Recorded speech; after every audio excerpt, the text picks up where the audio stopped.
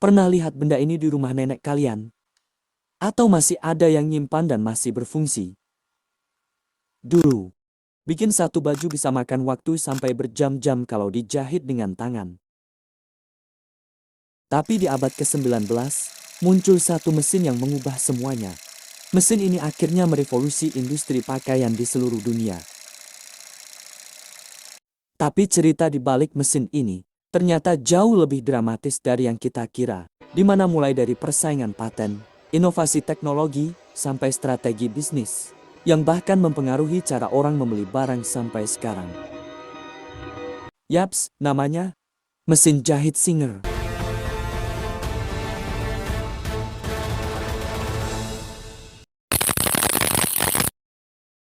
Subscribe to my channel.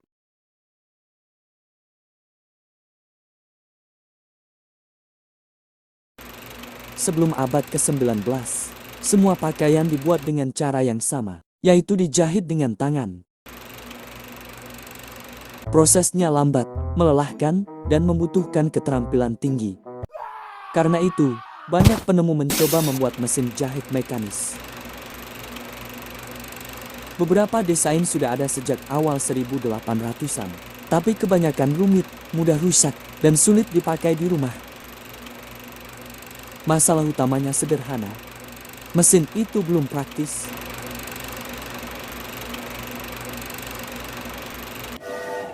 Pada masa itu, dunia lagi berubah cepat karena revolusi industri. Kain makin banyak diproduksi, tapi masalahnya, jahitannya masih manual. Akibatnya, penjahit kewalahan memenuhi permintaan pasar yang terus naik. Beberapa penemu mulai mencoba bikin solusi. Tahun 1790, seorang pria Inggris bernama Thomas Saint merancang mesin jahit pertama. Tapi sayangnya, cuma jadi desain, nggak pernah benar-benar dipakai.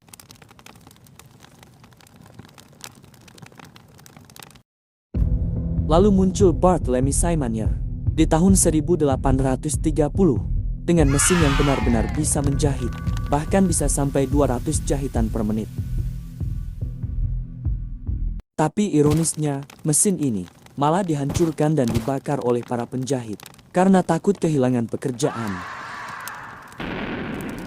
Di titik ini, satu hal mulai jelas. Dunia butuh mesin jahit.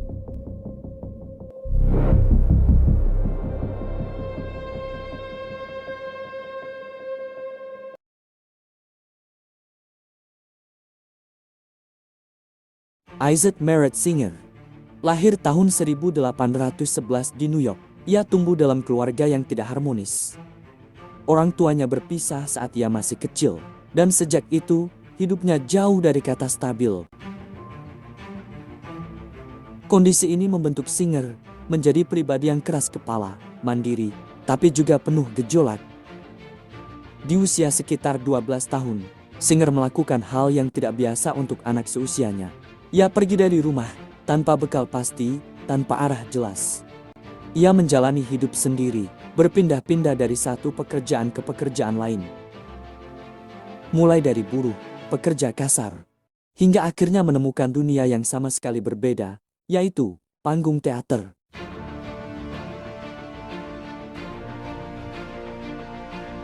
Disinilah kehidupannya berubah arah. Singer menjadi aktor dalam kelompok teater keliling. Ia tampil di berbagai kota kecil, memainkan berbagai peran, dan hidup di dunia yang penuh drama, baik di atas panggung maupun di luar panggung. Dan mungkin, dari sinilah sisi dramatis dalam hidupnya terbentuk.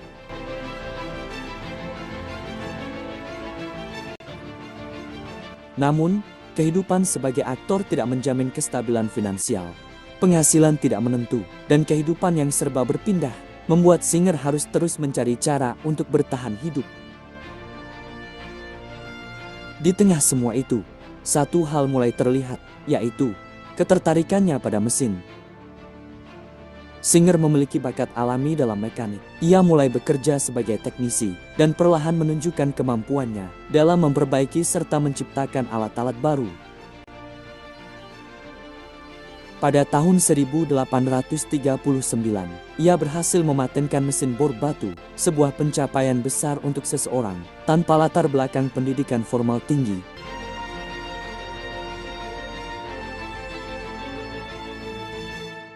Tapi sayangnya, kesuksesan ini tidak bertahan lama.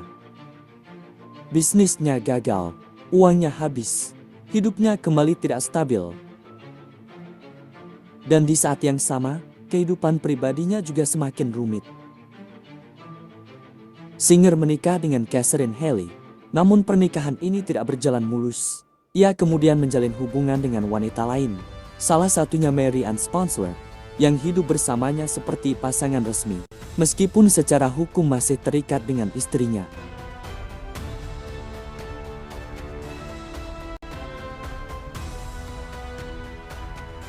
Tidak berhenti di situ. Singer juga diketahui memiliki hubungan dengan beberapa wanita lain.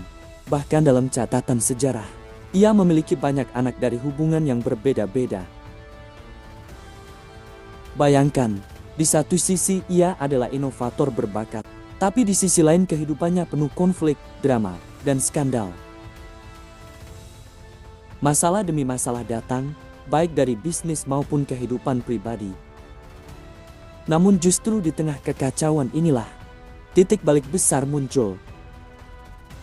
Tahun 1850, Singer pergi ke Boston. Ia bekerja di sebuah bengkel mesin kecil. Di sana, ia menemukan sebuah mesin jahit yang rusak.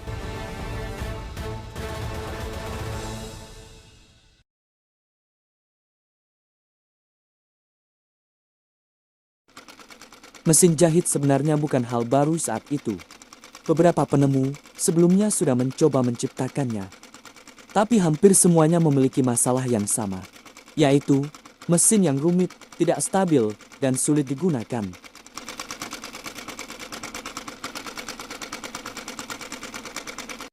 Singer melihat sesuatu yang berbeda. Ia tidak hanya melihat mesin rusak, tapi peluang besar. Alih-alih sekadar memperbaiki, ia mulai memikirkan ulang desainnya. Ia menyadari bahwa masalah utama mesin jahit saat itu ada pada mekanismenya. Jarum yang tidak efisien, gerakan yang tidak stabil, dan desain yang tidak praktis untuk penggunaan sehari-hari. Ia menambahkan beberapa inovasi penting. Hingga akhirnya Singer malah mendesain ulang mesin itu. Jarum yang bergerak vertikal, pressure foot untuk menahan kain, dan mekanisme jahitan yang stabil.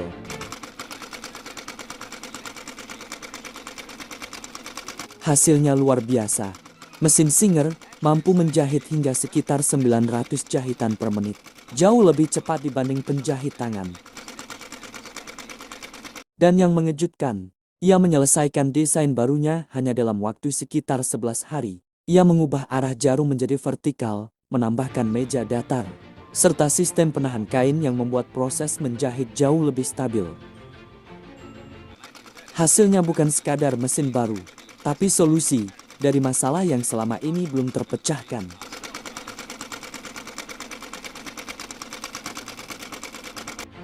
Mesin ini bukan hanya bisa bekerja, tapi juga mudah digunakan. Dan itu merupakan kunci utamanya.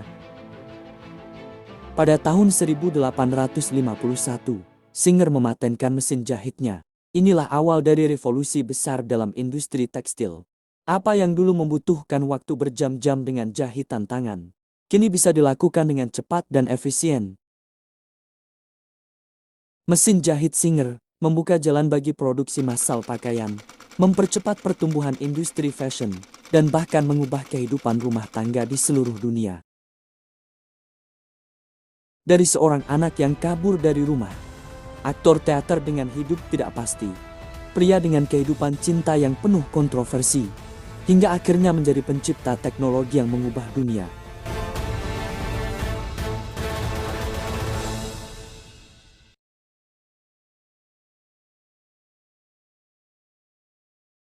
Namun, kesuksesan Singer tidak datang tanpa drama.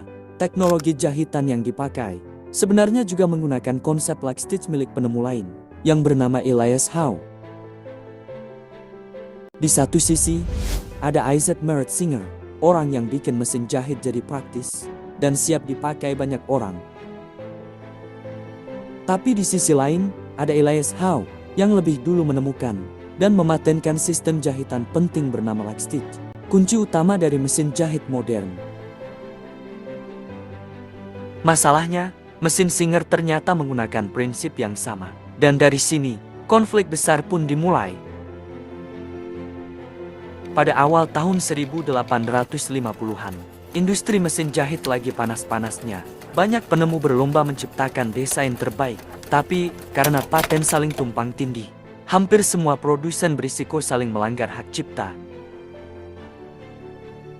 Puncaknya terjadi tahun 1854, ketika Elias Howe menggugat Singer. Ini bukan cuma soal dua orang ini, tapi ini soal siapa yang akan menguasai masa depan industri tekstil.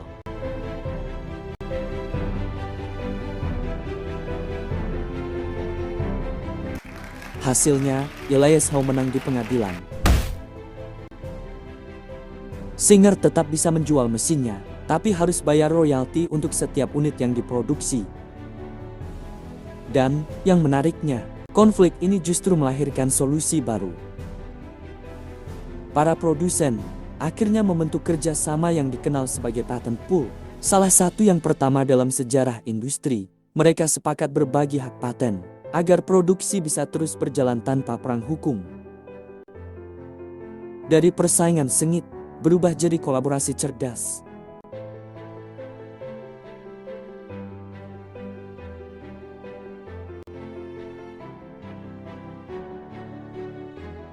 Dan dari situlah, mesin jahit bukan cuma jadi inovasi, tapi jadi awal dari industri modern yang kita kenal sekarang.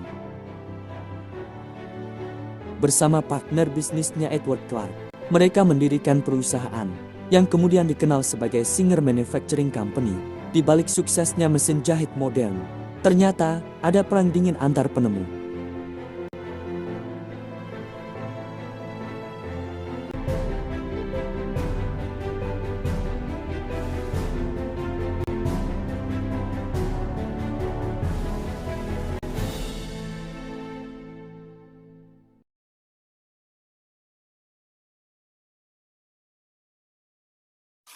Pada tahun 1860, perusahaan Singer sudah menjadi produsen mesin jahit terbesar di dunia. Mereka bahkan membangun pabrik internasional, termasuk di Glasgow, Skotlandia, yang menjadi salah satu pabrik mesin jahit terbesar di dunia pada masanya. Mesin jahit Singer tidak hanya mengubah rumah tangga, tapi juga mempercepat revolusi industri tekstil.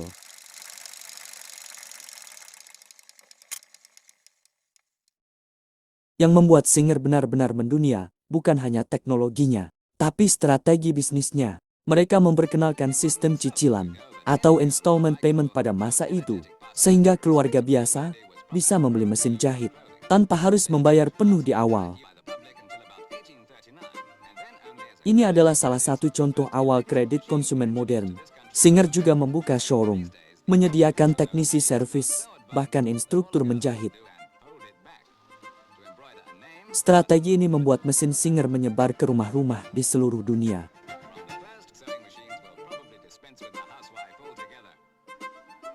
The Singer Round Bobbin Economy Model. It comes as both a gorgeous offer. The down payment on the Singer Economy Portable is just $10.95. Yes, $10.95. With liberal trade-in on your old machine and easy budget terms for the rest. Or if you prefer this... Seiring waktu, teknologi Singer terus berkembang. Perusahaan Singer menciptakan berbagai inovasi seperti mesin jahit zigzag, mesin jahit elektronik, hingga mesin komputerisasi modern. Selama lebih dari 170 tahun, nama Singer tetap menjadi salah satu brand paling ikonik dalam dunia menjahit.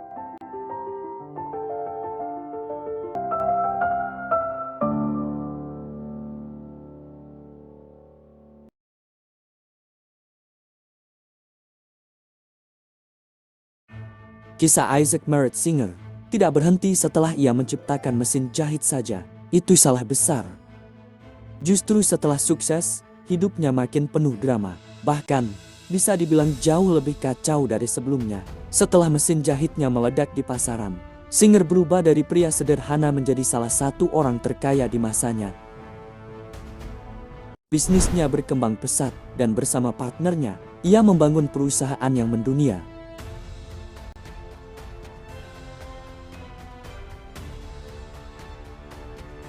Hidupnya seperti drama tanpa akhir.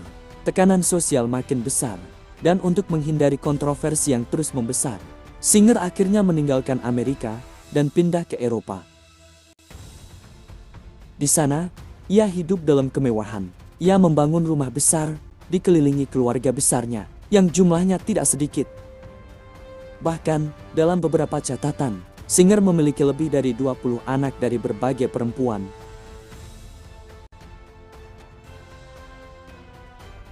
Cerita mulai berubah dari sekadar sejarah menjadi misteri, karena di tengah kekacauan, muncul berbagai spekulasi dan rumor.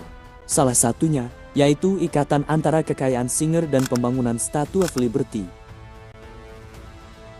Seperti yang kita tahu, patung ini merupakan hadiah dari Prancis untuk Amerika Serikat, yang diresmikan pada tahun 1886. Pembangunannya didanai melalui berbagai sumber, termasuk donasi publik dan kontribusi dari kalangan kaya.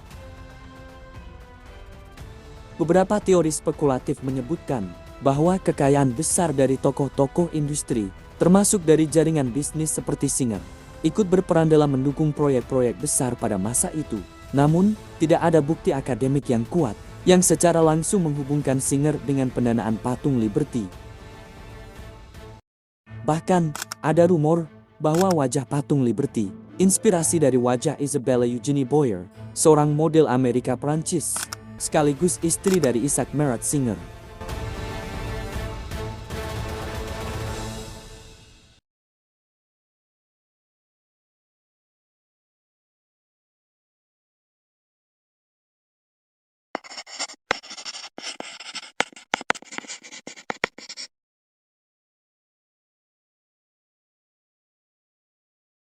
Subscribe to my channel.